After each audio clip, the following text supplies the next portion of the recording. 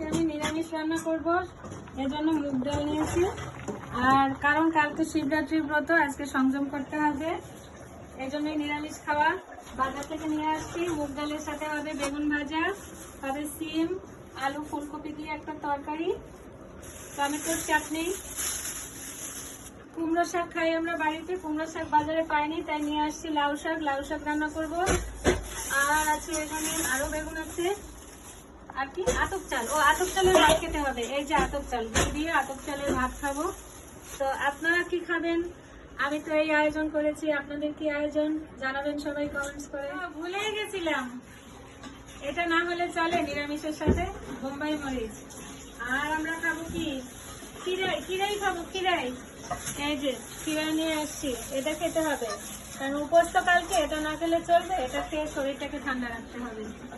আপনারাও ভালো থাকুন, শরীর ঠান্ডা রাখুন।